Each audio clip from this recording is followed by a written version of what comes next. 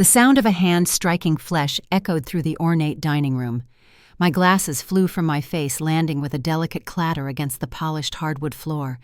For a moment, the world froze. The crystal chandelier above cast prisms of light across shocked faces. My hand moved slowly to my cheek, feeling the heat rising where my daughter-in-law's palm had connected. "You stupid old woman," Vanessa hissed her perfect makeup, unable to mask the ugliness contorting her features.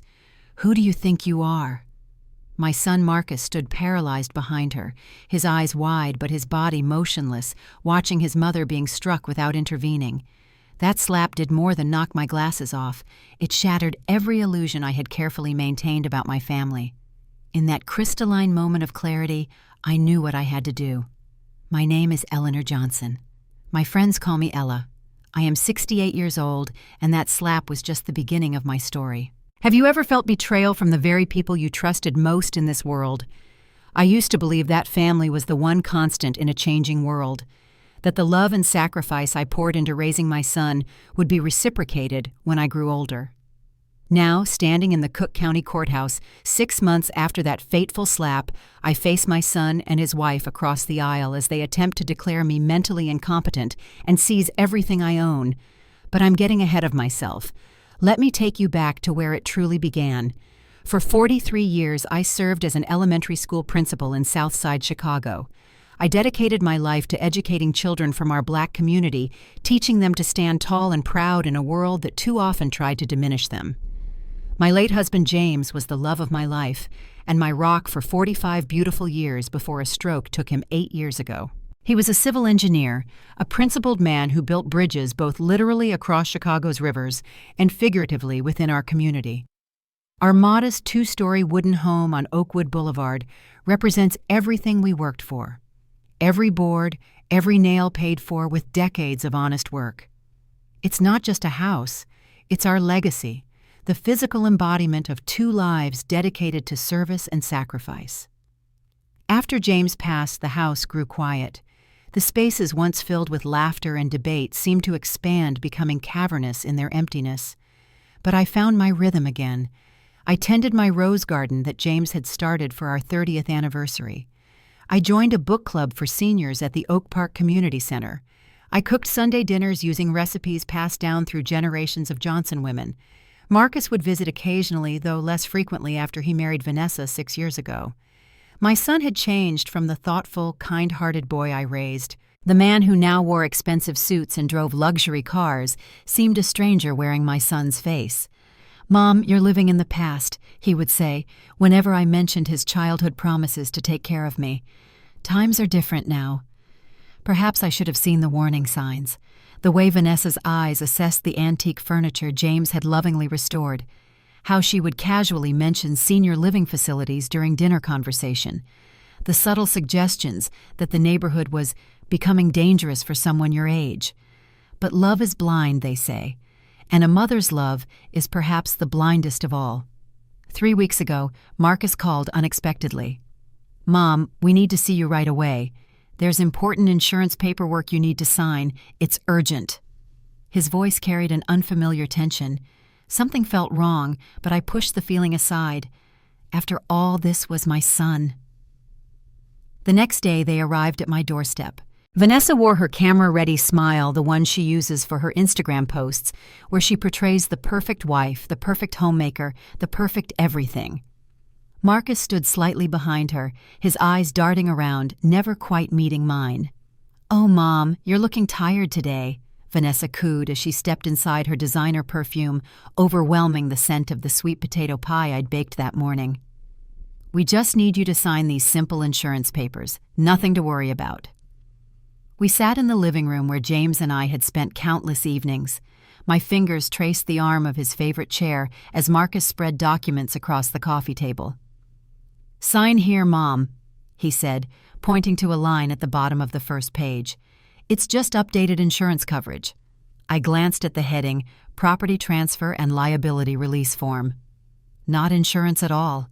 My heart thumped painfully against my ribs, but outwardly I remained calm. 40 years of handling school crises had taught me to keep my emotions in check when faced with deceit. "Are you sure this is insurance, Vanessa?" I asked gently. She smiled, though I caught the momentary flicker of unease in her eyes. Yes, Mom. You don't need to worry. I already asked a lawyer. I noticed the certifying attorney wasn't Richard Taylor, who had worked with James for 25 years, but a stranger. When I pointed this out, Marcus rushed to explain. Mom, please sign quickly. We need to submit this before Monday. It's just a formality. I sat quietly studying my son. His eyes were no longer those of the boy who once brought me wildflowers on Mother's Day. They held only impatience and worry that I would refuse. I said nothing. I picked up the pen, my hand trembling not from age, but from holding back tears and rage. I wrote slowly, deliberately altering the first letter of my name. Then I set the pen down and smiled. All done. I signed. Vanessa gathered. The paper glanced at it and beamed. Thank you, Mom. We'll send it to the lawyer right away. Marcus held my hand and said, You're wonderful. I promise you won't have to worry about a thing. I looked at that hand, the same hand that once held mine when he learned to write. Now it felt cold, rigid, unfamiliar. They stayed for tea, making small talk about neighbors and weather. Vanessa's eyes kept roaming around the room, mentally redecorating, I suspected. I pretended to sip my tea, watching them over the rim of my cup. Oh, Mom, Vanessa said as they prepared to leave. We're thinking of redecorating your house. Once the ownership is transferred, I'll help modernize it, okay? I gave a thin smile. Sure, do whatever you think is convenient. But inside, I knew they didn't just want my house. They wanted to erase me. On the drive home, a light rain fell over Chicago, the droplets catching the glow of streetlights. I drove slowly, my hands gripping the steering wheel. I pulled over near Washington Park and watched couples strolling under umbrellas. When an older woman like me is deceived by her children, people only say, "Poor lady."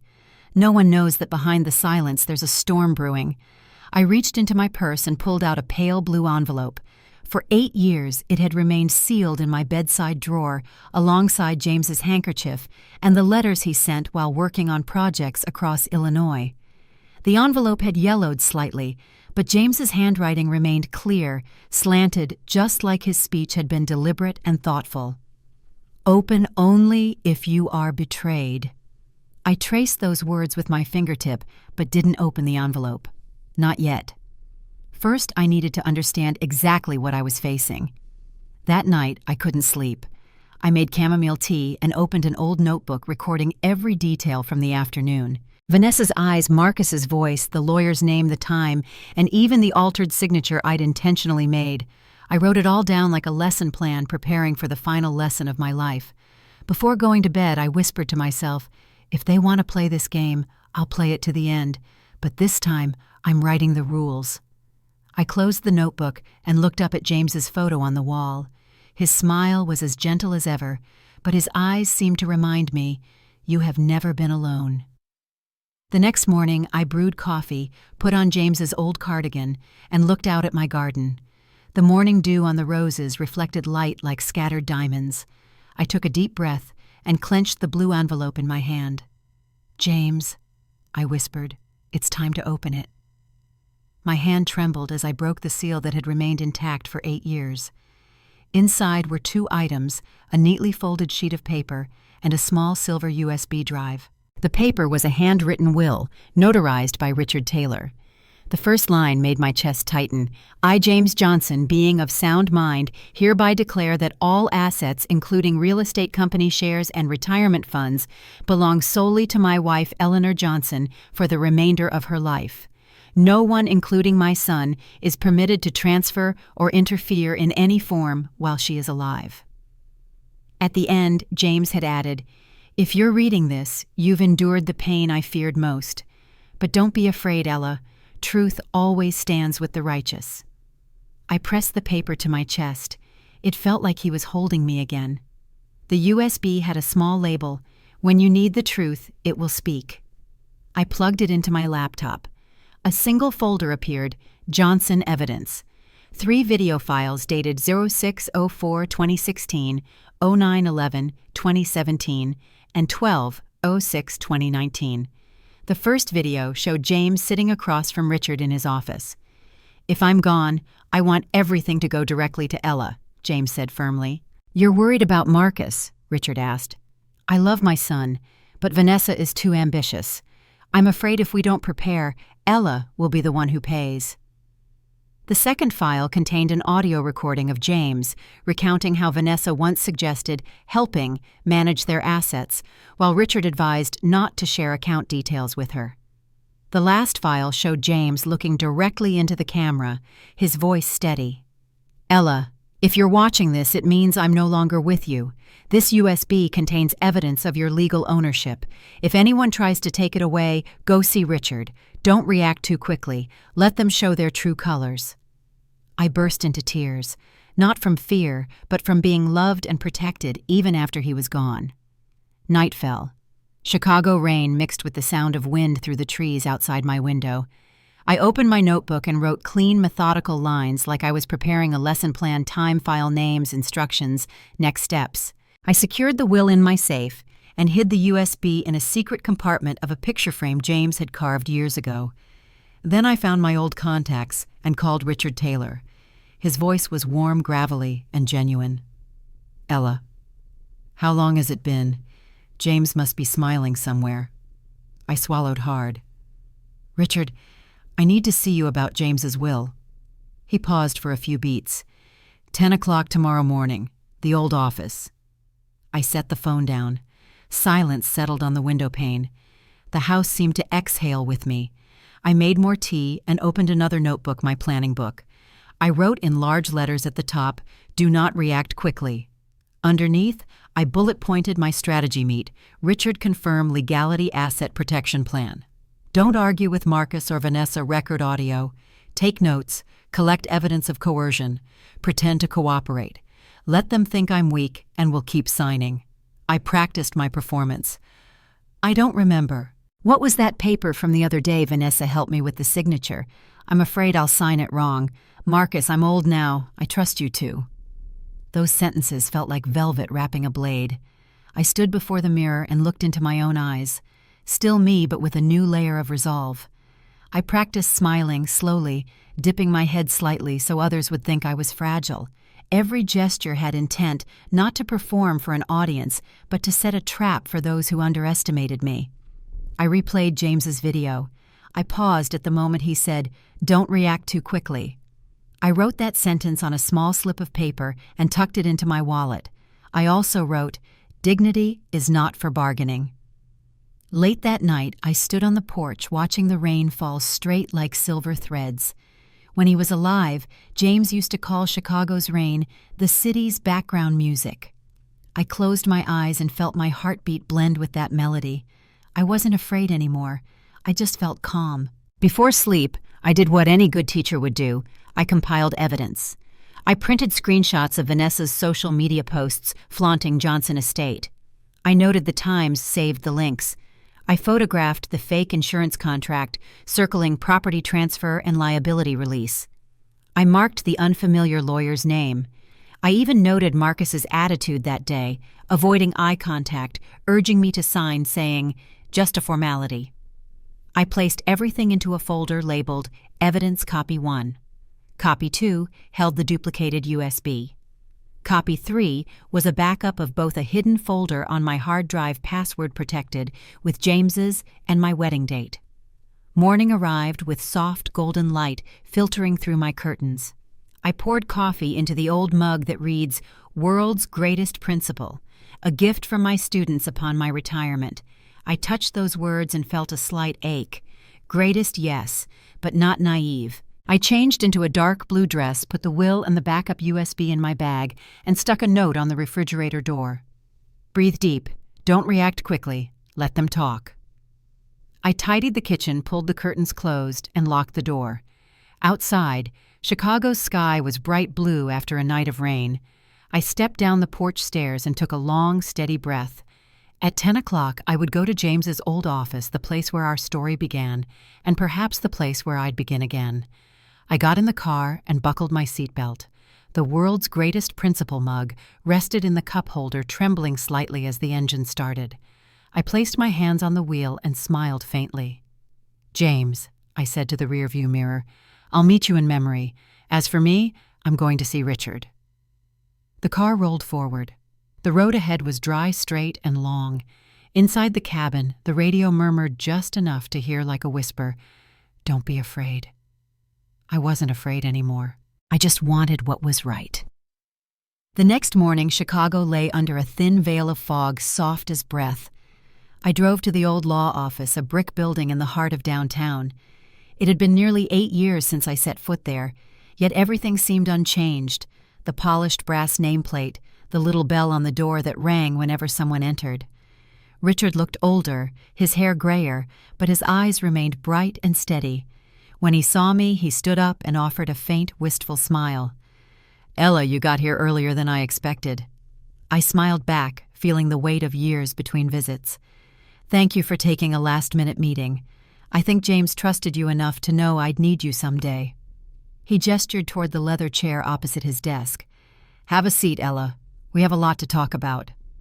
Richard took a thick brown file from a drawer labeled Estate of James Johnson. He opened it and slid it toward me. "This is James's official will filed with the Illinois Department of Justice. I checked this morning. There has never been a request to cancel or replace it, which means—" He paused, looking me straight in the eyes. "You're the sole legal heir. No one, not even Marcus, has the right to touch the assets while you're alive." I sat still, feeling my heartbeat slow and heavy.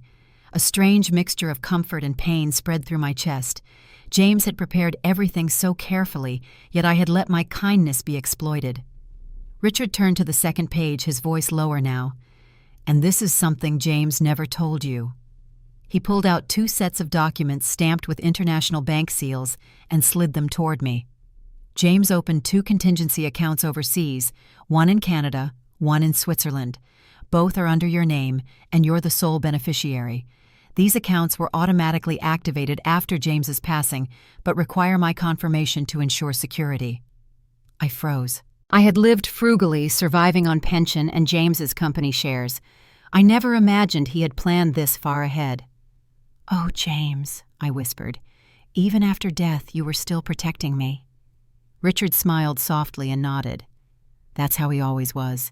He believed you'd need protection once Marcus and Vanessa showed their true colors." After a moment of silence, I told Richard everything: the so-called family meeting, the forged document, Marcus's avoiding eyes, and Vanessa's honeyed voice dripping with lies. I described every tiny detail, from the intentionally misshapen signature to the way she said, "Mom, it's just an insurance form." Richard listened intently occasionally, jotting notes in his small notebook. When I finished, he looked up, his gaze sharp.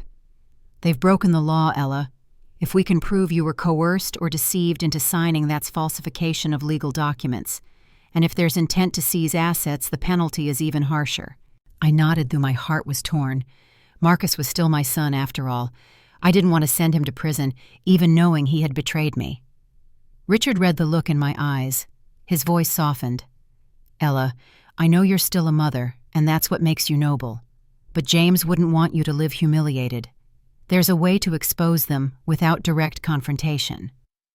"I'm listening," I said quietly. Richard closed his notebook and spoke clearly, each word deliberate. "Pretend to cooperate. Pretend to trust them. Pretend to be weak.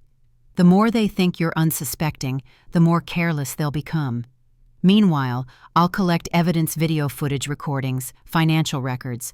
Once everything's solid, we'll take it to court." I was silent for a few seconds, then gave a faint smile.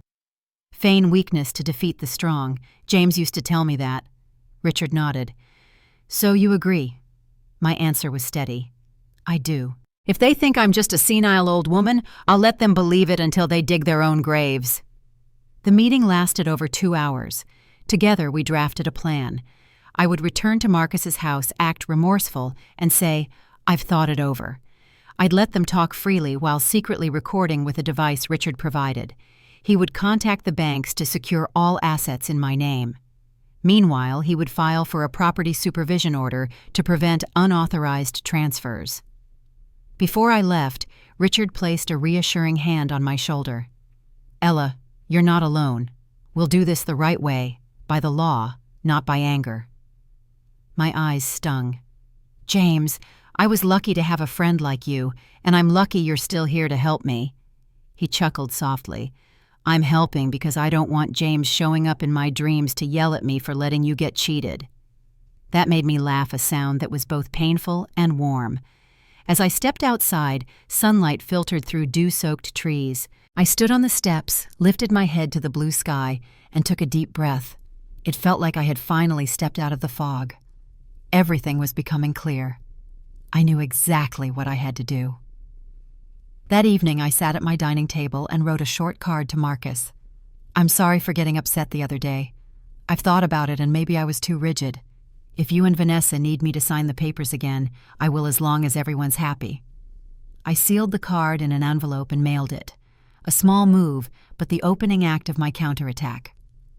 3 days later, Marcus called. His voice was unusually cheerful. "Mom, Vanessa was so touched by your change of heart. We'd love to have you over for dinner this weekend to talk things through. Are you free?" I feigned confusion. "Well, I think so, but I've been feeling tired lately and my memory is not what it used to be." "That's okay, Mom. We'll take care of everything." When I hung up, I smiled quietly. They believed me, and that belief would become the blade turning back on them. That evening, I opened the drawer and took out the small box Richard had given me. Inside was a fountain pen with a built-in micro recorder. "Just press the top of the pen lightly. It'll record everything for up to 3 hours," he'd said. I pressed it. A small light blinked. I could hear my heartbeat, slow, steady, but strong. Once I was just a gentle teacher and principal, a kind mother. Now I was learning from those who had hurt me, silent strategy and retaliation. I looked in the mirror. My face was lined with age, but in my eyes the tremor was gone. I smiled at my reflection. If they thought I was senile, let them. Because this time the senile old lady was rewriting the ending. I lit a small candle before James's photo and whispered, "Do you hear me, James? The game has begun, and this time I won't let anyone touch what's ours."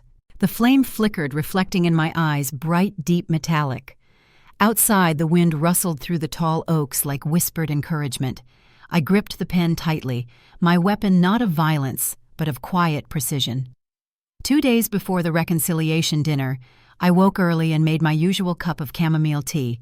Everything was eerily calm. No calls, no messages, no reminders from Marcus or Vanessa. I thought they were lying low to gauge my reaction, but no, they were busy showing off their victory. That morning, when I opened my laptop to check the news, YouTube's homepage showed a suggested video, "Our Dream Home Reveal, the Johnson Estate." Vanessa's radiant face filled the thumbnail, red lips, curled blonde hair, with Marcus beside her, his arm around her shoulder, and a forced smile. The caption below read, "Thanks to my wonderful in-laws for helping us make this dream come true." I clicked it. Upbeat music blared as Vanessa guided viewers past the iron gate, gesturing proudly. "Hi everyone! Welcome to the new Johnson family home, a luxurious, elegant space built with love and a little financial support from my amazing in-laws." Her tone was sweet enough to rot teeth. The camera panned to a shiny brass sign reading, "Johnson Estate," identical to the one once mounted outside my house in Southside Chicago. I sat upright, heart pounding, as I realized the house in the video was mine. The gray roof, the white window frames, the climbing roses along the balcony. Every inch unmistakably familiar. She called it the new family home. But to me it was James's legacy, the place where I'd buried my heart in every brick. Vanessa led the camera through the interior, gesturing like a tour guide. "This is the living room where I'll film my morning cooking vlogs.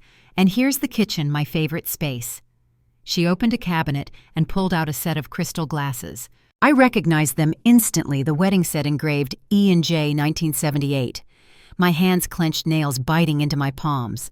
By the end, Vanessa turned to the camera, beaming like a spotlight. "Thank you all for your support. This house proves that if you work hard and have people who believe in you, you can achieve anything. #Johnson Estate, #blessed, #family goals." As the hashtag #Johnson Estate scrolled across the screen, my chest went cold, as if someone had poured ice water over me. I scrolled to the description box.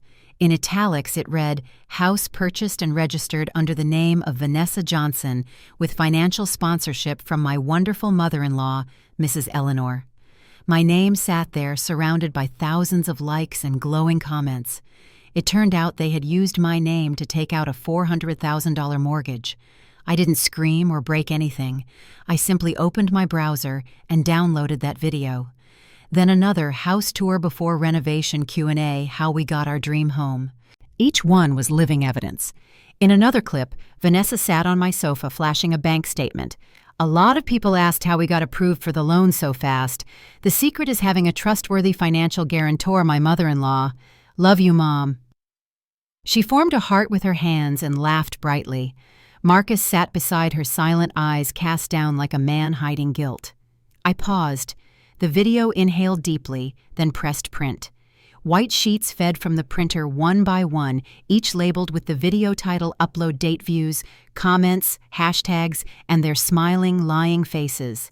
When the last page slid out, I stacked them neatly into a folder labeled Evidence Exploitation of Elder Assets.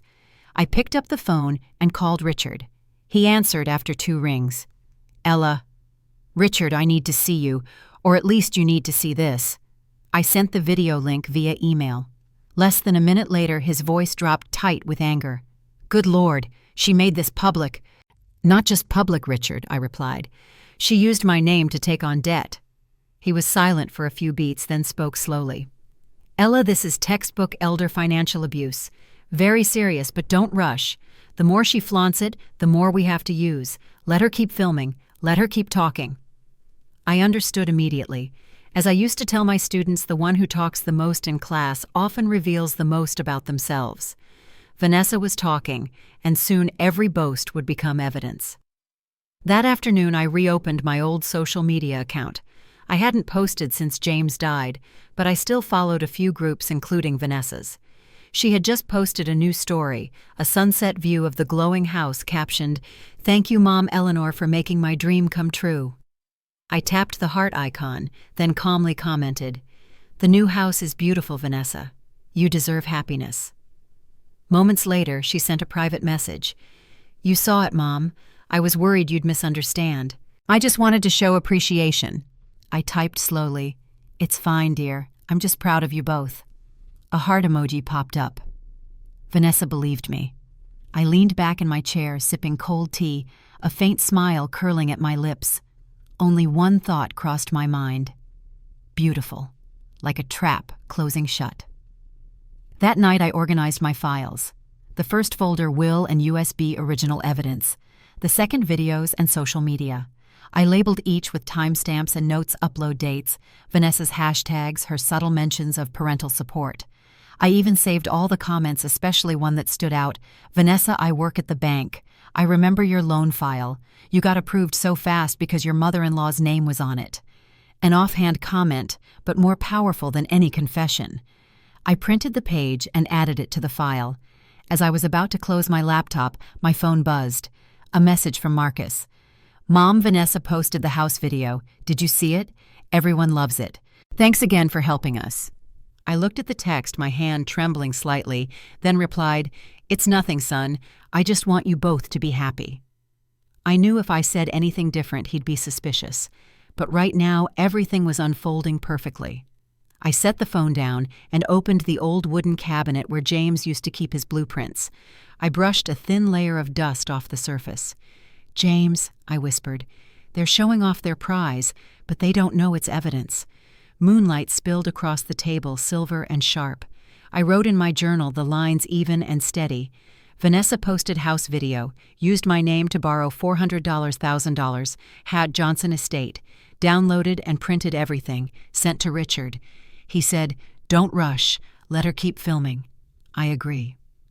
I closed the notebook and set the recording pen beside it.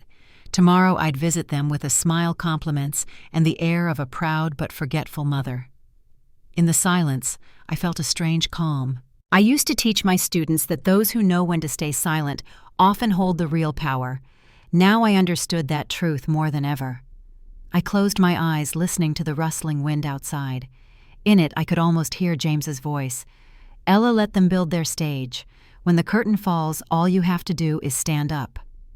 I smiled because I knew the play was reaching its climax, and this time I was the one writing the script. The morning of the reconciliation dinner arrived with a quiet heaviness. I stood in front of my bedroom mirror, adjusting the collar of my navy dress, the one James had always complimented. My reflection stared back at me. Silver hair, neatly pinned back, subtle lipstick posture straight despite the years. I practiced my expressions carefully, the slightly confused smile, the gentle tilt of my head, the hesitant hands that would convince them I was exactly what they needed me to be, a forgetful old woman ripe for manipulation. My phone rang. It was Ruby Williams from next door, my neighbor of 30 years. "Ella, are you sure about this dinner tonight?" Her voice carried concern that made my heart warm. "I don't trust those two as far as I could throw them." I smiled, though she couldn't see it. "Sometimes, Ruby, you have to let people believe they're winning so they'll show their full hand." "Well, I'm right next door if you need me. Just call, and I'll be there faster than you can say amen." After we hung up, I slipped the recording pen into my purse and headed out. The drive to Marcus and Vanessa's downtown condo took me past familiar landmarks, the school where I'd served as principal, the park where I'd pushed Marcus on the swings, the church where James and I had renewed our vows on our 40th anniversary. Each place held memories of a life well lived, a life I wasn't about to surrender. When I arrived at their building, the doorman greeted me with practiced politeness. The elevator whisked me up to the 32nd floor, where the Chicago skyline sprawled beyond floor-to-ceiling windows. Their door opened before I could knock. "Mom!" Vanessa beamed, wearing a cream silk dress that probably cost more than my monthly pension. "You look so nice. Come in, come in." She embraced me, her expensive perfume enveloping me like a cloud. I hugged her back, my hand gently pressing the top of the pen in my pocket to activate the recording. The apartment gleamed with minimalist luxury, all chrome and white leather, and abstract art that said nothing but cost everything. Marcus stood by the dining table arranging wine glasses. "Mom, you made it." He smiled, but it didn't reach his eyes. "We were worried you might forget." I returned the smile, playing my part. I wrote it down on my calendar. I'm forgetting small things these days, but I'd never forget dinner with my only son. Guilt flickered across his face, gone so quickly, I might have imagined it. Dinner was an elaborate performance. Vanessa served gourmet food on designer plates, chattering about her social media followers and the renovations planned for their new estate. Marcus remained quieter, watching me carefully as I pretended to struggle slightly with cutting my steak. "Mom, you mentioned you were having trouble remembering things," Vanessa said, her voice dripping with false concern. "Have you considered seeing Dr. Palmer? He's an excellent geriatric specialist." I tilted my head. "Do you think I need to? I forget where I put my glasses sometimes, but doesn't everyone—" "It's more than that, Mom," Marcus interjected. "Last week you called me Mark twice. That's not your glasses." I had never made such a mistake, but I nodded solemnly. "Did I? Oh dear, perhaps you're right. We just want what's best for you." Vanessa reached across the table to pat my hand. Living alone in that big house, managing all those finances, it must be overwhelming. I took a small sip of water. "Sometimes I do feel lost with the bills since James passed. Your father handled all of that." They exchanged glances, a silent victory dance. "That's why we think our arrangement is perfect," Vanessa continued. "You sign the house over to us, we handle all the finances and maintenance, and you can just enjoy your retirement without worries." I nodded slowly. "It sounds reasonable when you put it like that." Marcus pulled out a folder. "We have the new papers here. The lawyer fixed the issues with the first draft." "New papers?" I asked, feigning confusion. "Remember the insurance forms from last week?" Vanessa said smoothly. "There were some errors. These are the corrected versions." The same property transfer documents lay before me, just with different dates. I pretended to read them carefully, squinting slightly. "This says I'm transferring ownership of my house to you two." "It's just legal language, Mom," Marcus explained too quickly. "It means we'll take care of everything. You'll still live there as long as you want." I looked up at them. "And all my accounts too. That seems like a lot." "That's how these forms work," Vanessa said, her patience thinning beneath her smile. "It's all or nothing, but it's for your protection." I deliberately let my hand shake as I picked up the pen. "I'm not sure. Mom." Marcus's voice hardened slightly. "We discussed this. You agreed it was for the best." I looked at him, really looked at him, searching for the boy who once made me Mother's Day cards with handprints in paint. Where had that child gone? When had ambition and greed replaced the kindness I'd spent years nurturing? "You're right," I finally said. "I'm just being silly." I signed the documents again, subtly altering my signature in a way only a document examiner would notice evidence for later. Vanessa quickly took the papers, not even checking the signature in her eagerness.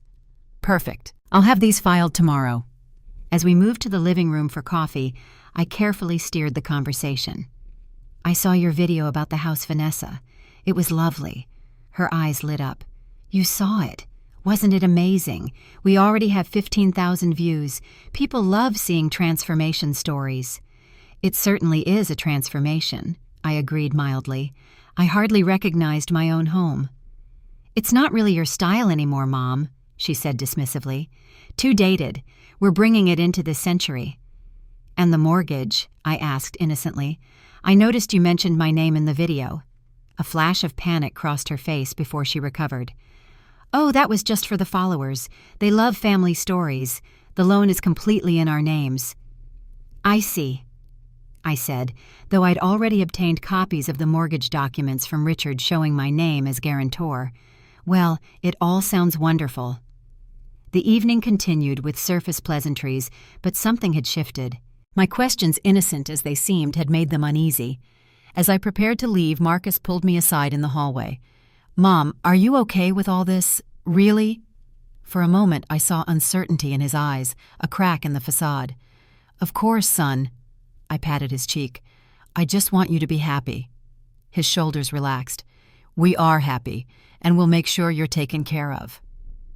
"I know you will," I said, meaning it in ways he couldn't imagine. On the drive home, rain began to fall, steady, methodical drops that matched the rhythm of my thoughts. The recording pen had captured everything: their lies about the documents, Vanessa's admission about using my name, their plans for my home. More evidence for the growing file. When I reached my house, I was surprised to see Ruby waiting on my porch with an umbrella. "I saw your lights were still off and got worried," she explained, ushering me inside. "How did it go with those two vultures?" I smiled tiredly. "About as expected. They think they have me right where they want me." Ruby snorted. "Little do they know who they're dealing with. Eleanor Johnson didn't run Southside Elementary for 20 years by being a pushover." We settled in the kitchen, where Ruby made tea while I downloaded the recording. Her hands paused as she heard Vanessa's voice through the speaker. "It's just legal language, Mom. You'll still live there as long as you want." "That's a bald-faced lie," Ruby growled. "Once they own that house, you'll be in a nursing home faster than you can blink." "I know," I said quietly. "But now I have proof." Ruby squeezed my hand. "You know what happened to you happened to me too." I looked up in surprise. "What do you mean?" She sat heavily, her eyes distant. 3 years ago, my son David convinced me to put his name on my bank accounts for convenience. 6 months later, he'd emptied every last penny and moved to Florida. $40,000, my life savings. My heart ached for her. It ached for. "Ruby, I had no idea." I never told anyone. The shame was too much. She looked at me, her eyes suddenly fierce. "That's why you need to fight Ella. Not just for yourself, but for all of us they think they can discard." After Ruby left, I sat alone in my kitchen, listening to the rain against the windows. Her story had crystallized something in me. This wasn't just about my house or money. It was about dignity, about not letting age become an excuse for erasure. The next morning, I drove to the community center for my weekly art class. The building was an old converted warehouse where seniors gathered for activities: painting, book discussions, yoga for aging bodies. It had become my sanctuary after James died, a place where age was not a liability, but a badge of honor. I was setting up my easel when Gloria Banks entered. At 75, the retired judge moved with the authority of someone used to commanding courtrooms. Her silver hair was cropped short, her brown skin glowed with vitality, and she wore bold red lipstick like armor. "Eleanor." She greeted me with a warm hug. "Ruby told me what's happening. I hope you don't mind." "Not at all," I assured her. "I can use all the support I can get." Gloria nodded, her expression serious. "Elder financial abuse is an epidemic, especially for Black women like us. The courts still don't take it seriously enough." "Can they really declare me incompetent?" I asked, the fear I'd been suppressing finally surfacing. "They can try," Gloria said, her voice steel beneath silk, "but not if we're prepared." After class, Gloria invited several women to join us for lunch, Ruby herself and 3 others I knew from various center activities. We gathered at a corner table in the cafeteria, 6 Black women with over 400 years of life experience between us. "Ladies," Gloria began, "we have a situation. One of our own is being targeted by family members attempting to seize her assets by declaring her mentally incompetent." Heads nodded in understanding. This wasn't an unfamiliar story to any woman at the table. "I propose we form what I'm calling the Council, a support group specifically focused on helping Eleanor fight this battle." Denise Thompson, a retired nurse, leaned forward. "What are we up against exactly?" I explained the situation, Marcus and Vanessa's deception, the property transfer documents, the false claims about my memory. "And I just received this yesterday." I pulled out an official-looking envelope from my purse. "A notice of a competency hearing scheduled for next week. They're moving faster than I expected." Gloria took the document, her brow furrowing as she read. "They've hired Jeffrey Palmer as their expert witness. He's notorious for rubber-stamping these cases for wealthy clients." "Can they really take everything based on one doctor's opinion?" asked Lucille Baker, a former librarian. "They can if we don't fight back," Gloria replied. "But Eleanor has something most elders in her situation don't have: advance warning and friends with resources." She outlined a plan. Ruby would provide witness testimony about my daily functioning. Denise would coordinate with medical professionals she knew to counter Palmer's assessment. Lucille would research similar cases for precedents. And Mabel Johnson, a retired accountant, would examine the financial documents for evidence of fraud. "What about me?" I asked. "What should I do?"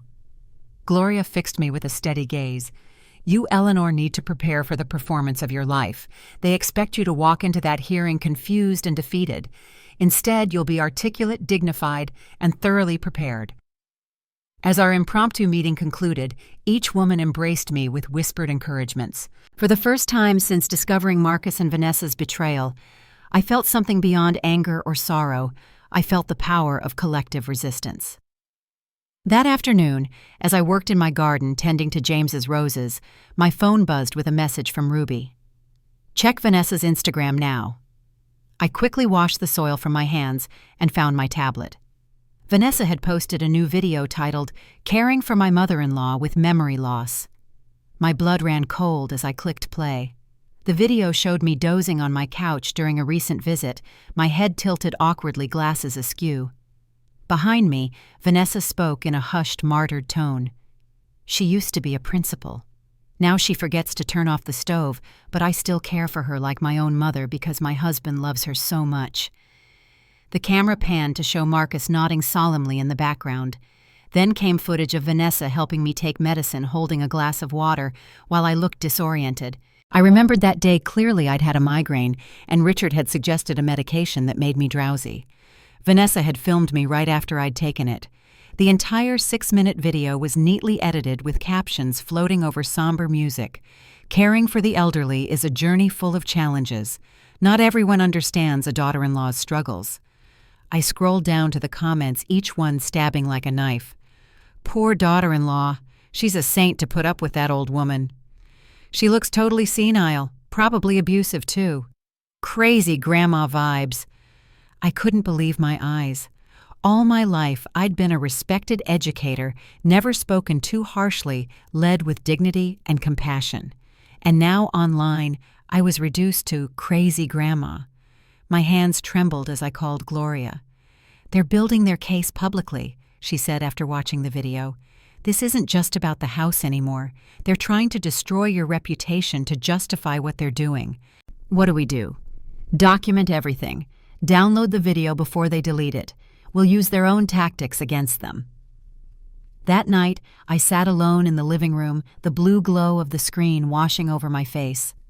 I watched the video again, taking screenshots of every frame, every comment. Tears slid down my cheeks, but I didn't bother wiping them away. I had thought I was strong enough not to be hurt by betrayal, but seeing thousands of strangers laugh at me, I broke. My sobs blended with the ticking of the grandfather clock James had restored decades ago. I clutched a framed photo of us on our 40th anniversary. His kind eyes, my head resting against his shoulder, both of us gray, but glowing with the warmth of a life shared. "What would you do, James?" I whispered. "How do you fight your own child?" As if in answer, I remembered something James had told me during a school crisis years ago. Dignity is the only thing no one can take unless you stay silent and let them. I wiped my tears, took a deep breath, and opened my laptop. I replayed the video, paused on each frame, and took precise screenshots. I printed them one by one, sliding each into plastic sleeves, and organized them in a thick binder labeled Evidence Number 2 Defamation and Elder Abuse. On the first page I wrote, Uploader Vanessa Johnson, timestamp 8:42 a.m., May 18th. Content video distorts my image and fabricates cognitive impairment. Consequence, thousands of views, hundreds of public comments containing defamation. I placed my hand over the stack of papers, feeling a chill run through me. If this is the game they want, I whispered, then I'll be the one to end it. The next morning brought an unexpected call. The courthouse clerk's crisp voice informed me that a petition had been filed to declare me mentally incompetent, with a hearing scheduled for the following Monday, just 4 days away. "The petitioners are Marcus and Vanessa Johnson," she explained. "You have the right to legal representation. If you cannot afford an attorney—" "I have an attorney," I interrupted, my voice steadier than I felt. "Richard Taylor will represent me." I called Richard immediately, the panic rising in my throat. "They're moving faster than we anticipated," he said after I explained. The video was strategic, establishing public perception before the legal proceedings. "Can they really do this? Declare me incompetent based on a doctored video?" "They can try," Richard assured me, "but we have something they don't expect: evidence of their manipulation.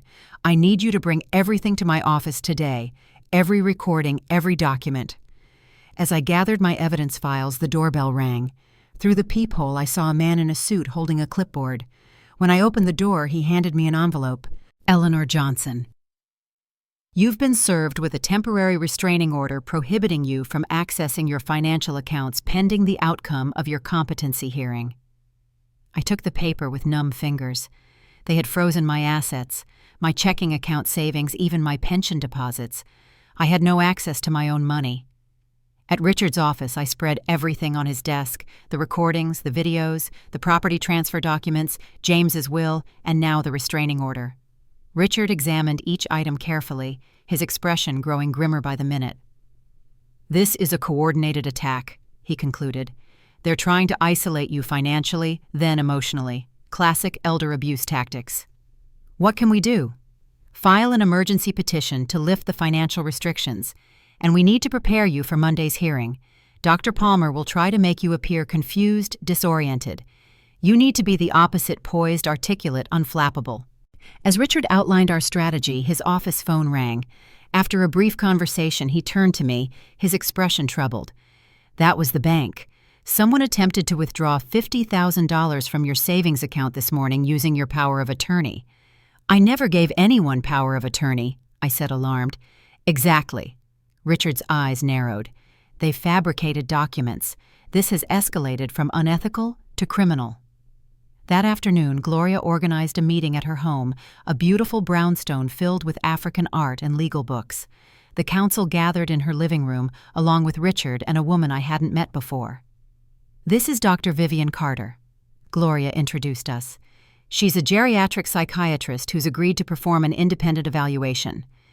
Dr. Carter, a black woman in her 50s with kind eyes behind stylish glasses, shook my hand. "Judge Banks tells me you're being railroaded, Mrs. Johnson." "Please call me Ella," I said. "And yes, it appears my son and daughter-in-law are attempting to seize my assets by declaring me incompetent." For the next 2 hours, Dr. Carter conducted a thorough evaluation: cognitive tests, memory assessments, judgment scenarios. I answered every question clearly and completely. When she finished, she looked at Richard. Mrs. Johnson shows no signs of cognitive impairment whatsoever. Her memory, reasoning, and executive function are all well above average for her age group. Will you testify to that effect? Richard asked. Absolutely. Dr. Carter nodded firmly. And I'll also testify about the unethical nature of making such a diagnosis based on edited video footage. As the meeting concluded, Gloria pulled me aside. There's something else we need to discuss, she said quietly. Ruby has been watching your house when you're not there. Yesterday she saw Marcus and Vanessa enter with what looked like moving boxes. My heart sank. They're already packing up my belongings. It appears so. Gloria's expression hardened. We need to document this. I've arranged for a private investigator to monitor your property. If they remove anything, we'll have evidence of theft. That night I couldn't sleep. I paced my bedroom looking at the photographs on the walls James and me on our wedding day. Marcus's graduation family holidays spanning decades. Each image a testament to what I believed was an unbreakable bond. How had it come to this? How had the boy I nursed through chickenpox, taught to ride a bicycle, and comforted through his first heartbreak, become someone who would steal from his own mother? At dawn, I gave up on sleep and went to my rose garden. The early morning light cast long shadows across the dewy grass as I knelt in the soil deadheading spent blooms. Gardening had always centered me the tangible reminder that growth requires both nurturing and pruning. As I worked, a car pulled into my driveway. Marcus stepped out alone, looking tired in rumpled clothes. "Mom," he called, approaching cautiously. "Can we talk?" I stood slowly, brushing dirt from my knees. "Of course." We sat on the porch swing James had built, the chains creaking gently as we rocked. For a long moment, neither of us spoke. "I saw the court notice," Marcus finally said, "about the competency hearing." "Yes," I replied, simply waiting. He stared at his hands. "It's not what I wanted, Mom. Things got complicated." Complicated how Marcus explained to me how trying to take your mother's home and declaring her mentally incompetent became the solution to anything. He flinched at my directness. "Vanessa has expectations about lifestyle status. The mortgage on the condo is underwater, and her social media career isn't bringing in what she promised. When she saw how much equity was in this house..." "So this is about money," I said flatly. "It's not just that," he protested weakly. "We were worried about you living alone, your age, the neighborhood changing." "Marcus." I turned to face him fully. "I taught in this neighborhood for 40 years.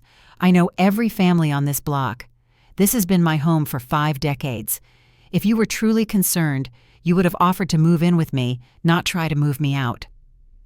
He had no answer for that. "Do you know what hurts the most?" I continued, my voice soft but steady. "Not the betrayal, not the lies. It's that you think so little of me, of my mind, my autonomy, my dignity, that you believed I wouldn't fight back." Tears welled in his eyes. "I never wanted to hurt you. Yet here we are." I gestured to the garden, the house, the life James and I had built. "Monday morning we'll face each other in court. You and Vanessa trying to prove I'm incompetent. Me fighting for the right to control my own life." Marcus looked stricken. "Mom, we can stop this. I'll talk to Vanessa." "No," I interrupted. "We're well past that point. The hearing will proceed. The truth will come out. And whatever happens afterward, we'll both have to live with it." He left shortly after, shoulders slumped in defeat. I watched his car disappear down the street, my heart heavy, but my resolve stronger than ever. Later that afternoon, I met with Richard to finalize our strategy for Monday's hearing. His office was cool and quiet, a sanctuary from the emotional storm of the past weeks. "The good news is Dr. Carter's evaluation gives us solid medical evidence," he explained, "and Gloria's testimony as a former judge will carry significant weight." "And the bad news?" I asked. Richard sighed. "Palmer is well connected. He's testified in hundreds of these cases, and judges tend to defer to his expertise. Plus, the video Vanessa posted has created public perception we'll need to overcome." I nodded, absorbing this. "What about the financial documents, the fake power of attorney?" "That's our ace." Richard smiled for the first time that day. "The bank provided copies of the documents submitted. The signature is clearly forged, not even a good forgery, and we have your authentic signature on multiple official documents for comparison." He pulled out a legal pad. "Now let's prepare for their questions. Palmer will try to confuse you, make you appear disoriented. His favorite tactics are rapid-fire questions about dates and numbers." For the next 2 hours, Richard drilled me with the same questions Palmer was likely to ask. What year is it? Who is the current president? Can you count backward from 100 by sevens? I answered each one calmly and correctly, even when Richard deliberately tried to fluster me. "Good," he nodded approvingly. "Very good. But the most important thing is to stay calm. They want you to appear emotional, easily agitated. That plays into their narrative." "I spent 40 years managing classrooms and faculty meetings," I reminded him. "I know how to keep my composure when challenged." As our session concluded, Richard handed me a small device. "This is a panic button connected to my phone. Keep it with you at all times. If Marcus or Vanessa show up unannounced, if you feel threatened in any way, press it immediately." I slipped it into my pocket, the weight of it, a tangible reminder of how precarious my situation had become.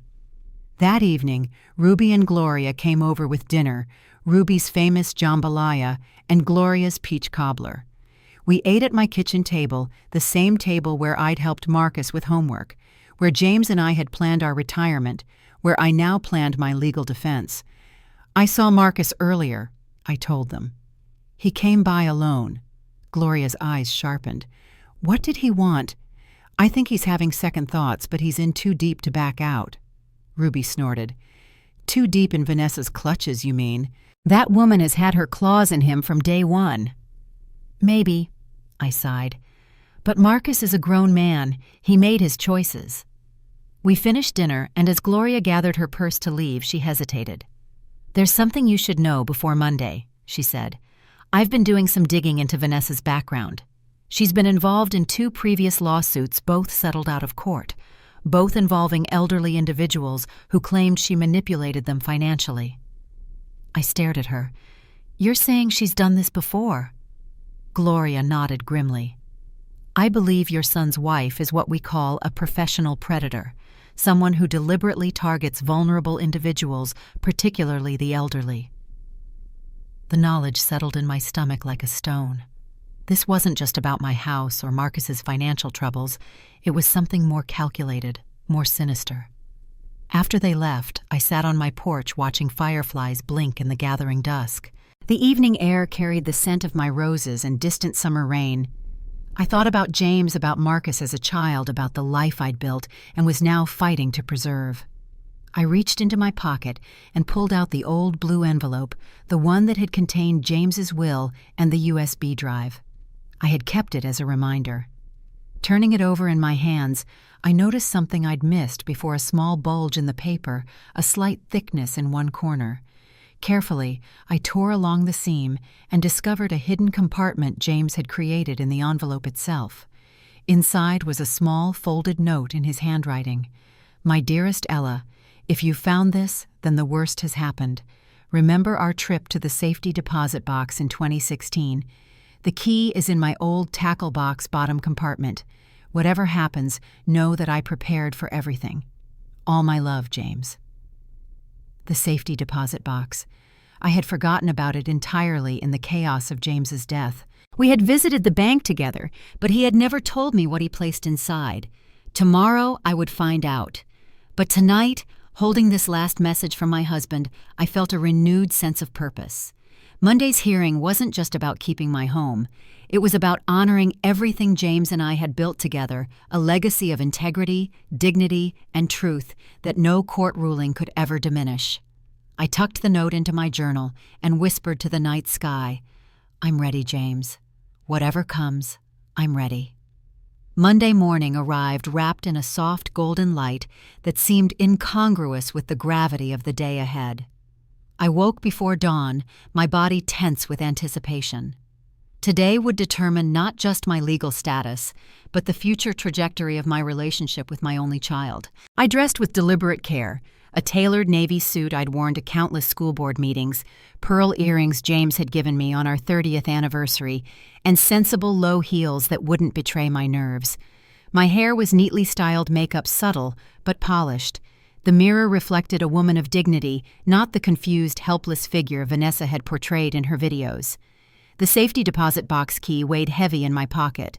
Yesterday afternoon I had found it exactly where James said it would be, in his old fishing tackle box, hidden beneath layers of lures and hooks. The bank had been closed by the time I located it, but I planned to visit immediately after today's hearing, regardless of the outcome. The doorbell rang precisely at 8. Gloria stood on my porch in her own courtroom attire, a burgundy suit with a silk scarf, her silver hair framing her face like a crown. "Ready?" she asked simply. I nodded, gathering my purse and the leather portfolio containing copies of all our evidence. "As ready as I'll ever be." Richard met us at the courthouse steps, a grand stone building downtown that had witnessed countless human dramas unfold within its walls. Today, it would witness mine. "Dr. Carter is already inside," he informed us, his voice low and efficient. "Ruby and the others will be here shortly. Remember, no matter what Palmer says or how Marcus and Vanessa behave, maintain your composure. We want the judge to see the stark contrast between their portrayal of you and reality." The courtroom was smaller than I'd imagined, with wood-paneled walls and uncomfortable benches. I sat beside Richard at our table, Gloria directly behind us. Across the aisle I spotted Marcus and Vanessa, with their attorney, a sharp-faced woman in an expensive suit whose reputation for aggressive elder law cases preceded her. Vanessa wore a demure gray dress, her hair pulled back in a modest bun, the perfect picture of a concerned daughter-in-law rather than the glamorous social media personality she presented online. Marcus sat stiffly beside her, his eyes fixed on the table before him, refusing to look in my direction. The bailiff called the court to order as Judge Howard Peterson entered, a white man in his 60s with steel-rimmed glasses and a reputation for fairness in family court matters. "Case number 768542, in the matter of Eleanor Johnson's competency hearing," the clerk announced. Judge Peterson reviewed the documents before him. "I understand the petitioners Marcus and Vanessa Johnson are seeking to have Eleanor Johnson declared mentally incompetent and to establish guardianship over her person and estate. Is that correct?" Marcus and Vanessa's attorney stood. "Yes, Your Honor. We have substantial evidence indicating Mrs. Johnson is no longer capable of managing her affairs or making sound decisions regarding her health and finances. And Mrs. Johnson opposes this petition." The judge looked toward our table. Richard rose. "Vigorously, Your Honor. Mrs. Johnson is fully competent, and we have evidence that this petition is part of a calculated attempt to seize control of her assets through fraudulent means." A murmur rippled through the courtroom. The judge frowned. "Those are serious allegations, Mr. Taylor. We'll examine all evidence presented. Let's begin with the petitioners." What followed was a carefully choreographed character assassination. Vanessa's attorney presented a timeline of my supposed decline, selective incidents taken out of context, exaggerated, or entirely fabricated. She showed clips from Vanessa's videos where careful editing portrayed me as confused and helpless. Jeffrey Palmer took the stand, presenting himself as a concerned professional who had evaluated me through extensive video evidence and interviews with family members. "In my professional opinion," he stated with practiced gravity, "Mrs. Johnson exhibits clear signs of moderate cognitive decline consistent with early-stage dementia. She demonstrates confusion about financial matters, forgetfulness about recent events, and occasional inappropriate emotional responses." Richard's cross-examination was surgical. "Dr. Palmer, did you conduct a formal in-person evaluation of Mrs. Johnson? That wasn't necessary given the abundant video evidence and a simple yes or no please." "No, but is it standard practice in your field to diagnose cognitive impairment without examining the patient in person?" Palmer shifted uncomfortably. "In certain circumstances, alternative methods. Does the American Psychiatric Association consider video footage selected and edited by interested parties to be sufficient for diagnosis?" "Well, no, but—" "No further questions, Your Honor." When Vanessa took the stand, she transformed into a portrait of martyred devotion. "I just want what's best for Mother Eleanor," she said, dabbing at non-existent tears with a tissue. Marcus and I have noticed her decline for months. She calls Marcus by his father's name. She leaves the stove on. Once she couldn't remember her own address when we were out shopping. Each lie built upon the last, creating a fictional version of me that bore no resemblance to reality. I maintained my composure, though inside I seethed at the calculated performance. Marcus testified next, his voice subdued. Mom has always been strong and independent. That's what makes this so difficult. But we can't ignore what's happening. It's not safe for her to live alone anymore. When asked about the property transfer documents, he claimed I had willingly signed them during a moment of clarity because I wanted to ensure the family home stayed in the family. Throughout their testimony, I sat straight-backed and alert, taking notes occasionally visibly tracking the proceedings with clear understanding, a living contradiction to their portrayal. When our turn came, Richard called Dr. Vivian Carter to the stand first. Her testimony was clear and authoritative. I conducted a comprehensive cognitive assessment of Mrs. Johnson yesterday using standardized testing protocols. She scored well above average in all categories for her age group. There is absolutely no evidence of cognitive impairment, memory loss, or decision-making deficits. Next came Ruby, who testified about our daily interactions, our book discussions, my gardening expertise, my regular assistance, helping younger neighbors with tax forms. When Gloria took the stand, her judicial background lent particular weight to her words. "I've known Eleanor Johnson for 15 years, she stated. In all that time, I've never observed any decline in her mental acuity. In fact, she continues to be one of the sharpest minds in our community center book club, often recalling details from texts that others miss." As Gloria stepped down, the courtroom door opened quietly. To my astonishment, Mabel Johnson, the retired accountant from our council, entered, accompanied by a familiar face, Dr. Jeffrey Palmer's ex-wife, Judith. They took seats in the back row, Judith's gaze fixed intently on her former husband. "Your Honor," Richard said, "we'd like to call an unexpected witness, Dr. Judith Palmer." A collective gasp filled the courtroom. Dr. Jeffrey Palmer's face went ashen as his ex-wife approached the stand. After being sworn in, Judith Palmer spoke clearly. "I am a clinical psychologist specializing in geriatric care. I've known Dr. Jeffrey Palmer for 20 years, 15 as his wife, 5 as his colleague, and now as someone deeply concerned about his professional conduct." "Can you elaborate on that concern?" Richard asked. "Dr. Palmer has been conducting these incompetency evaluations without proper examination for years. I've seen his files. He has a systematic arrangement with certain attorneys who represent family members seeking to control elderly relatives' assets. This isn't his first collaboration with the attorney representing Mrs. Johnson's son and daughter-in-law." This unexpected twist sent murmurs rippling through the courtroom. The judge called for order as Jeffrey Palmer's attorney leaped to object. Finally, it was my turn. As I took the stand and was sworn in, I felt a strange calm settle over me. For weeks I'd been spoken about, spoken for, and spoken over. Now, finally, I would speak for myself. "Mrs. Johnson," Richard began, "could you tell the court about your educational and professional background? I hold a master's degree in education administration from Northwestern University. I served as a teacher for 20 years and then as principal of Southside Elementary School for another 23 years before retiring. I managed a staff of 42 teachers and an annual budget of over $2 million. And since retiring, I've remained active in educational initiatives through volunteer work, served on the board of the community center, and managed my own finances and household independently since my husband's passing 8 years ago." Richard walked me through a series of questions about current events, financial matters, and my daily routines, all of which I answered with precision and clarity. Then he changed direction. "Mrs. Johnson, when did you first become aware that your son and daughter-in-law were attempting to gain control of your assets?" "Approximately 1 month ago, when they presented me with what they claimed were insurance documents, but were actually property transfer forms." "And what did you do?" "I signed the document with an intentionally incorrect signature to see how far they would take their deception. Then I began gathering evidence of their actions."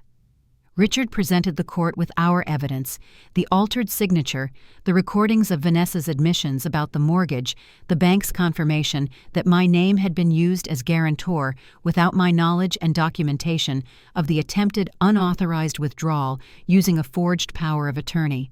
Throughout my testimony, I never raised my voice or showed anger. I simply stated facts, maintained eye contact with the judge, and presented myself as exactly what I was: a fully competent woman defending her autonomy. When Vanessa's attorney cross-examined me, she attempted to confuse me with rapid-fire questions about dates and financial details. I answered each one correctly, occasionally adding contextual information that demonstrated not just recall, but deep understanding. "No further questions," she finally conceded, frustration evident in her clipped tone. As I returned to my seat, I caught Marcus's eye for the first time that day. What I saw surprised me, not anger or defiance, but shame. His gaze dropped quickly, unable to hold mine. After both sides presented closing arguments, Judge Peterson called for a brief recess to review the evidence. The tension in the courtroom was palpable as we waited for his return. Gloria squeezed my hand. "You were magnificent." "It's not over yet," I reminded her, though I felt cautiously hopeful. When Judge Peterson returned, his expression was grave. "I've reviewed the evidence presented by both parties, and I find several aspects of this case deeply troubling." He looked directly at Marcus and Vanessa. "The petition to declare Eleanor Johnson mentally incompetent is denied." Relief washed through me like a physical wave. "Furthermore," the judge continued, "the evidence of attempted financial exploitation is substantial enough that I am referring this matter to the district attorney's office for potential criminal investigation. All financial restrictions against Mrs. Johnson are immediately lifted, and the property transfer documents in question are declared null and void due to evidence of coercion and misrepresentation." He turned to me. "Mrs. Johnson, this court apologizes for the ordeal you've endured. Unfortunately, cases of elder exploitation are increasingly common, often perpetrated by those closest to the victim." "Thank you, Your Honor," I said simply. Then came the moment I hadn't anticipated. Judge Peterson turned his attention to Dr. Jeffrey Palmer. "Dr. Palmer, in light of the testimony presented today, I am ordering an investigation into your professional practices. I'm also ordering that all competency evaluations you've conducted in the past 3 years be reviewed by an independent panel of experts." Palmer slumped in his seat, the architect of many elder injustices, now facing justice himself. As the courtroom began to clear, Vanessa rushed past without looking at me, her face tight with fury. Marcus lingered, approaching our table hesitantly. "Mom, Not now, Marcus." I interrupted, my voice tired but not unkind. "There will be time to talk, but not today." He nodded and walked away, shoulders slumped in defeat. Outside the courthouse, cameras flashed as local reporters who had gotten wind of the case approached. Gloria stepped forward, shielding me from their questions. "Mrs. Johnson has successfully defended her rights today against an unconscionable attempt at elder exploitation. She will be making no further comments at this time." Richard escorted me to his car. "I'll take you to the bank now as planned." The First National Bank of Chicago stood imposing against the midday sky, its marble columns a testament to permanence and security. A manager escorted us to the vault where my safety deposit box awaited. With steady hands, I inserted the key. The box slid out smoothly, revealing its contents: a sealed envelope, a small velvet pouch, and a USB drive different from the one James had left in the blue envelope. The envelope contained legal documents, ownership certificates for investments I hadn't known about established in my name alone. The velvet pouch held my mother's wedding ring and a pocket watch that had belonged to James's father. But it was the USB drive that captured my full attention. Back at Richard's office, we plugged it into his computer. A video file appeared dated just 2 weeks before James's stroke. I pressed play, and my husband's face filled the screen, slightly younger than in the other recordings, but with the same kind eyes and gentle smile. "Ella, my love," he began, "if you're watching this, then our son has made the choice I feared he might.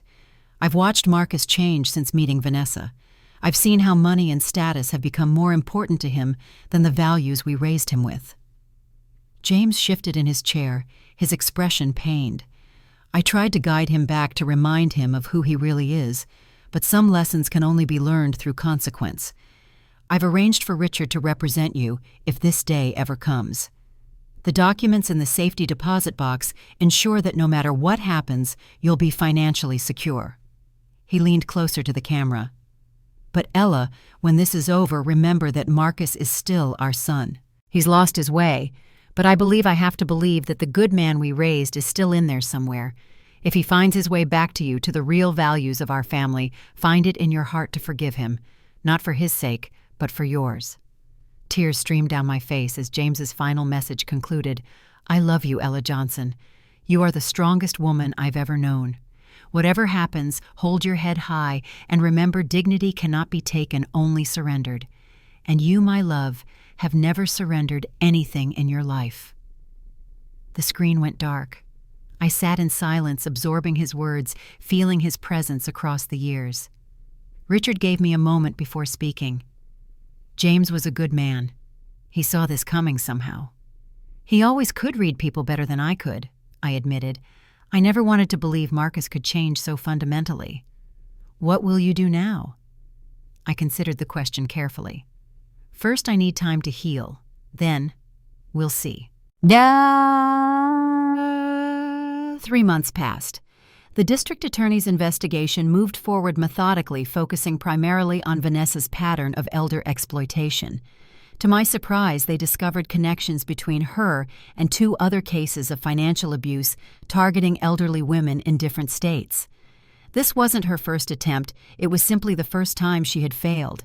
During this period, I kept my distance from both Marcus and Vanessa, focusing instead on rebuilding my sense of security. I changed the locks on my home, installed a security system, and with Richard's help, reorganized my financial affairs to protect them from future manipulation. The community center became my sanctuary.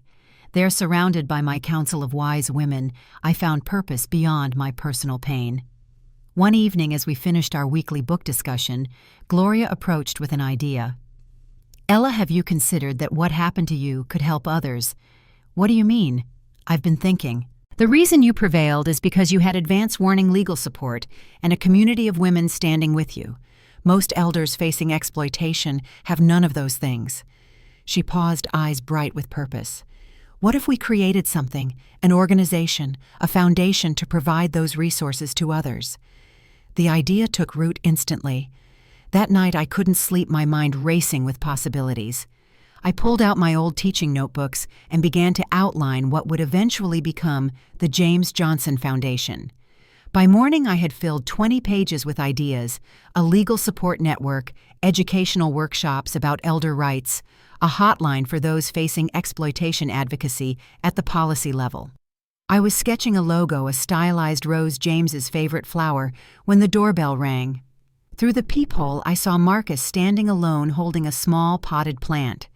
He looked different, thinner, his expensive suit replaced by simple jeans and a button-down shirt. I hesitated before opening the door. "Mom," he said quietly, "I know I have no right to be here, but I needed to see you." I studied him silently. "I've left Vanessa," he continued, words tumbling out. "Filed for divorce last week. I've been in therapy since the hearing. I'm trying to understand how I became someone who could—" His voice broke. "Who could do what I did to you?" I didn't invite him in, but I didn't close the door either. "The DA's office contacted me," he said. "I'm cooperating fully with their investigation. I've told them everything, the fake documents, the plan to declare you incompetent, all of it." "Why are you telling me this?"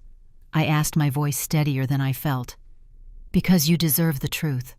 And because I hope someday, not now, I know it's too soon, but someday, maybe you can forgive me."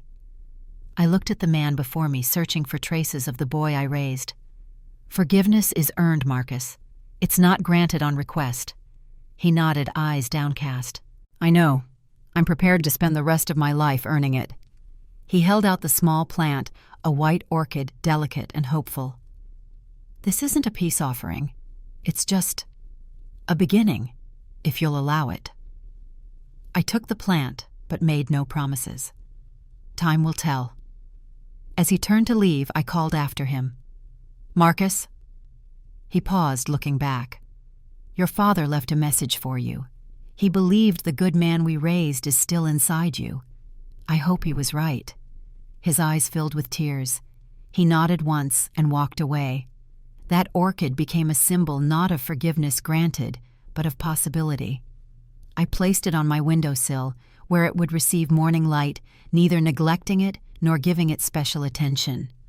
Like my relationship with my son, it would either thrive or fail based on consistent care and genuine effort. 6 months after the court hearing, the James Johnson Foundation officially launched with a mission to protect and empower older adults against exploitation.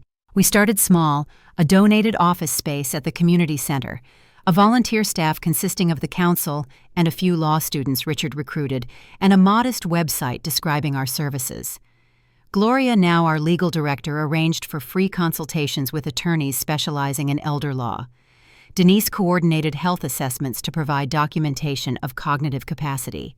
Ruby organized a support group for elders rebuilding their lives after exploitation. Word spread quickly.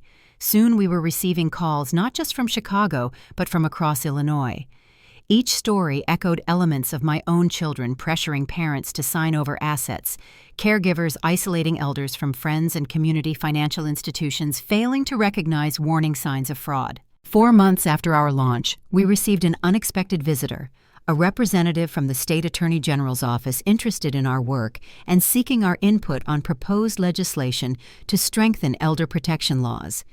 What had begun as a personal response to betrayal was evolving into systemic change. 1 year after the court hearing, we held a formal gala to mark the Foundation's anniversary and raise funds for expansion. The ballroom of the Palmer House Hilton was transformed with soft lighting and arrangements of white roses on each table. More than 200 supporters gathered, community leaders, elder advocates, donors, and allies. As I prepared to deliver the keynote address, I scanned the crowd. The council members sat at the front table, each woman resplendent in her finest attire. Richard and his wife were nearby alongside Dr. Judith Palmer, whose courage in testifying against her ex-husband had led to his license suspension and an ongoing review of dozens of questionable competency rulings. And in the back, almost hidden in shadow, stood Marcus. I hadn't invited him, but I wasn't surprised to see him. Over the past year, he had demonstrated consistent effort, sending handwritten apology letters to everyone harmed by his actions, volunteering at the community center, never asking for recognition, and cooperating fully with authorities. Vanessa had fled to Florida to avoid prosecution, but Marcus had stayed to face consequences. As I approached the podium, the room quieted. Behind me, a large screen displayed our foundation logo and the words that had become our motto, "Dignity Unbroken." "Good evening," I began. 1 year ago, I stood in a courtroom fighting for something many of us take for granted, the right to be recognized as a competent adult, the right to control my own life and assets, the right to dignity. I shared my story openly, not as a victim seeking sympathy, but as a witness testifying to both the reality of elder exploitation and the possibility of resistance. "What happened to me is not unique," I continued. "Every day in America, older adults are manipulated, coerced, and defrauded by those they trust most. What is unique is that I had resources many elders lack: advance warning through my late husband's foresight, legal representation through a trusted family friend, and perhaps most importantly, a community of extraordinary women who stood with me when I most needed support." I gestured to the council members, who rose to thunderous applause. The James Johnson Foundation exists to ensure that no elder faces exploitation alone. In our first year, we have provided legal assistance to 67 individuals, conducted workshops for over 500 seniors on recognizing and preventing fraud, and helped draft legislation that we hope will strengthen protections for vulnerable adults across our state. The audience's response was warm, but I wasn't finished. I had one more thing to say, perhaps the most important. Before I close, I want to address something personal. Many of you know that my own son was involved in the attempt to seize control of my assets. What you may not know is the journey we've both undertaken since then. The room grew very still. From the corner of my eye, I saw Marcus straighten his face, a study in apprehension. Exploitation damages not just the target but the perpetrator. It corrupts the heart, distorts values, and fractures relationships that should be sacred. The path to healing requires courage from all involved, courage to face uncomfortable truths, to accept responsibility, and to commit to change. I paused, meeting Marcus's gaze across the room. A year ago, my son made choices that hurt me deeply. Since then, he has faced consequences both legal and personal. He has demonstrated remorse not through words alone, but through consistent actions. Tonight, I want to acknowledge that journey. Marcus's eyes widened in surprise. Reconciliation is a process, not an event. It cannot be rushed or forced, but it begins with recognition of harm done and commitment to a different path forward. Tonight, I recognize that beginning. I didn't invite him to join me on stage or make any grand gesture of forgiveness. That would have been premature theatrical rather than authentic. Instead, I offered something true acknowledgement of effort and possibility. As the evening concluded, Marcus approached hesitantly. We hadn't spoken face-to-face in months, though his letters arrived regularly. "Thank you," he said simply. "I didn't expect that." "It wasn't for you," I replied honestly. "It was for me. Holding on to anger serves no one." He nodded, understanding the distinction.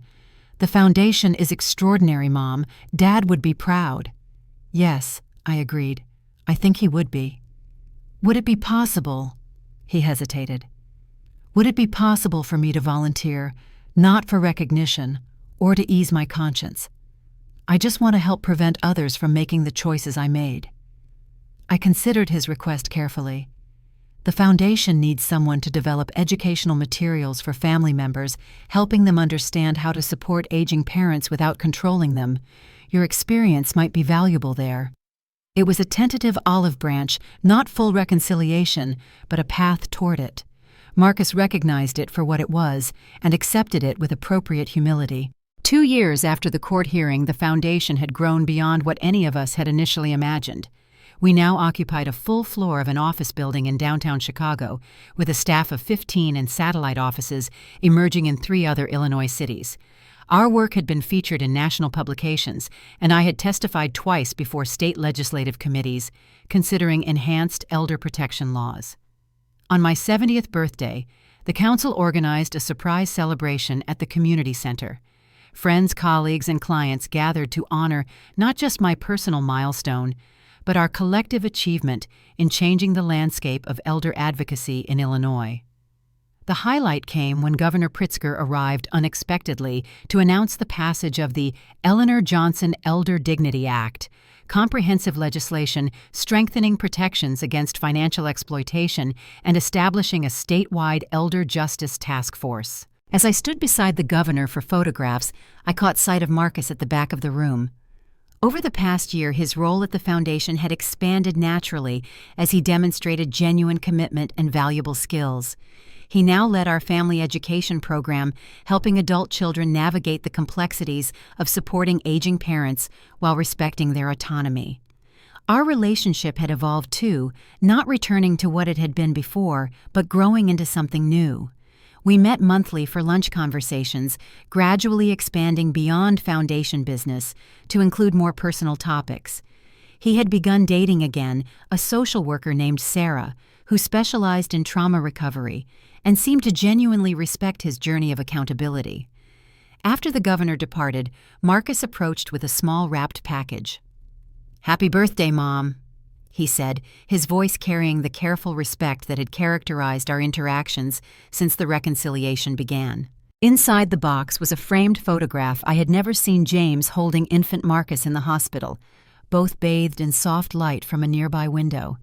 James wasn't looking at the camera, but at his newborn son, his face a portrait of wonder and love. "I found it going through old albums," Marcus explained. "I thought you might want it." The image blurred as tears filled my eyes. Here was evidence of the beginning before mistakes, before betrayal, when love was simple and pure. "Thank you," I said simply. As guests began departing, Gloria found me by the punch bowl. 70 years, Ella," she smiled. "How does it feel?" "Nothing like I expected," I admitted. "When I was young, I thought 70 meant the end of meaningful life. How wrong I was." "The tragedy of our culture," Gloria said, "is how many gifts go unwrapped because we think gray hair means irrelevance." "Well, we're proving them wrong, aren't we?" "Every single day," she agreed. That evening I sat on my porch watching fireflies blink in the gathering dusk. My garden was in full summer bloom, the white orchid Marcus had brought me, now flourishing alongside James's roses. Inside the house no longer felt empty, but purposeful, filled with foundation documents, community center schedules, and plans for the future. I thought about the journey of the past 2 years, from betrayal to vindication, from anguish to purpose.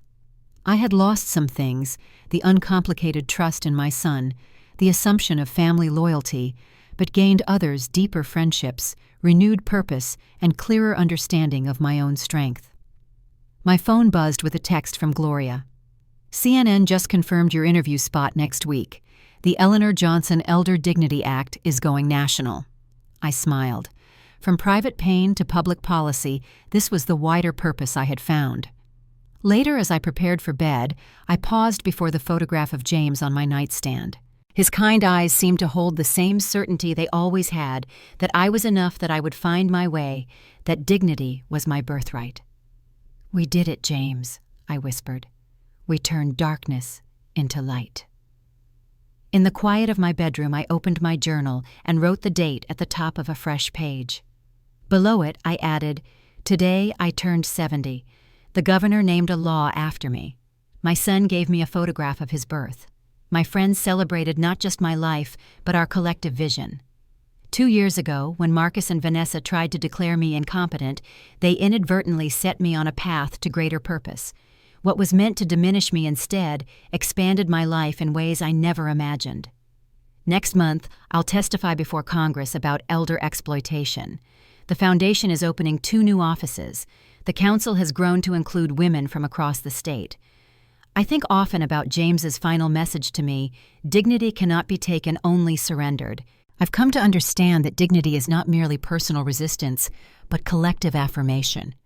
It is the recognition that age deserves respect, that elders deserve protection, that later life deserves celebration. Marcus is finding his way back, not to what was, but to something new and perhaps more honest. Reconciliation is unfolding slowly, authentically, without glossing over hard truths.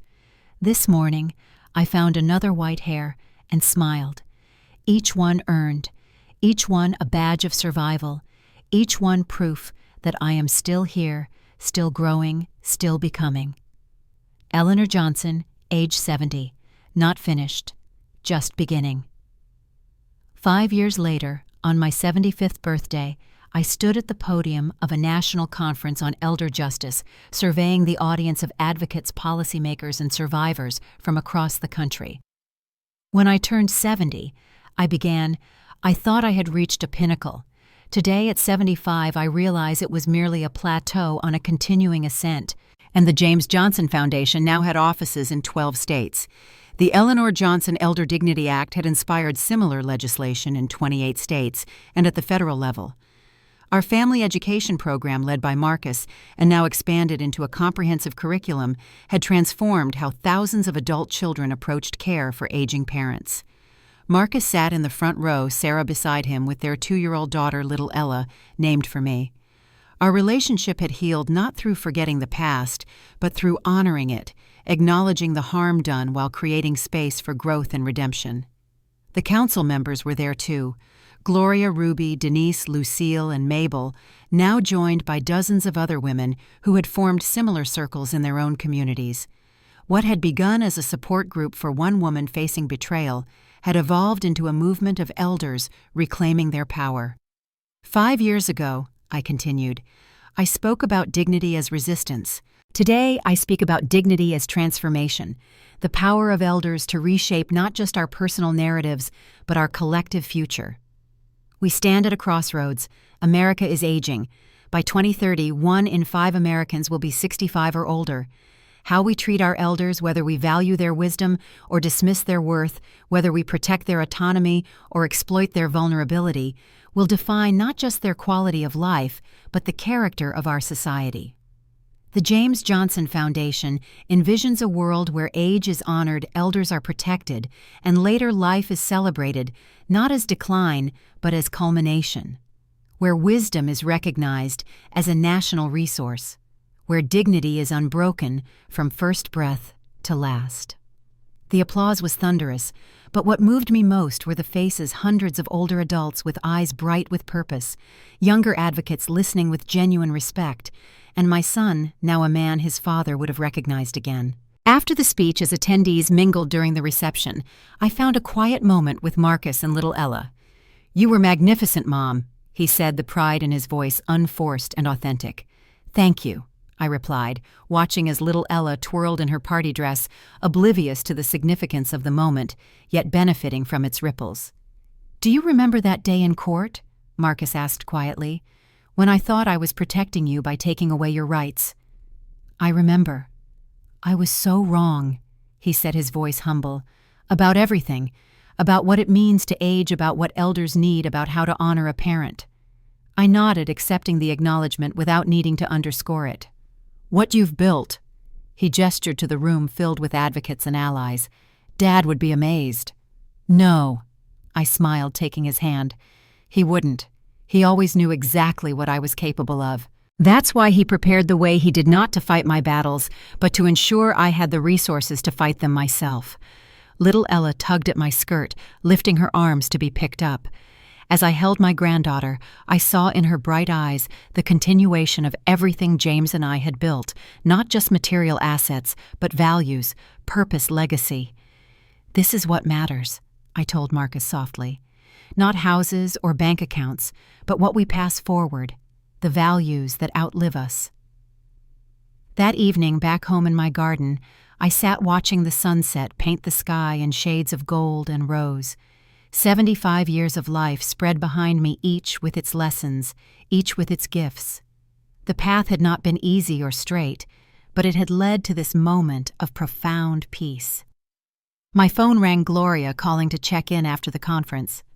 "So," she chuckled, "what's next for the unstoppable Eleanor Johnson?" I laughed, watching a monarch butterfly drift among my roses. "More of the same, I suppose. More advocacy, more testimony, more building of the foundation." "No thoughts of slowing down," she teased, knowing the answer. "Slowing down is for people who peaked in youth," I replied. "I'm just hitting my stride." After we hung up, I remained in the garden until stars appeared, thinking about legacy and time. James had been gone 17 years now, yet his influence continued to ripple outward through the foundation that bore his name, through the son who had found his way back to the values we taught him, through the granddaughter who would grow up in a world more respectful of elders because of our work. I thought about the woman I had been at 50, 60, even 68, when that fateful slap changed the trajectory of my life. Each version of me necessary, each preparing for what would come next. Now at 75, I stood at the threshold of yet another chapter. Not an epilogue, but a continuing story of purpose and possibility. Not a diminishment, but an expansion. The breeze carried the scent of night-blooming jasmine as I made my way inside. On my desk lay tomorrow's work speech drafts, legislative proposals, foundation strategic plans. Beside them, the photograph of James holding infant Marcus, and newer ones of Marcus with little Ella. Life moving forward generation to generation. Wounds healed not through forgetting, but through transformation. Dignity not just preserved, but amplified. I opened my journal and wrote, 75 today, still learning, still teaching, still becoming. The past informs but does not define me. The future beckons with purpose not yet fulfilled. Eleanor Johnson, age 75. Not finished, just beginning.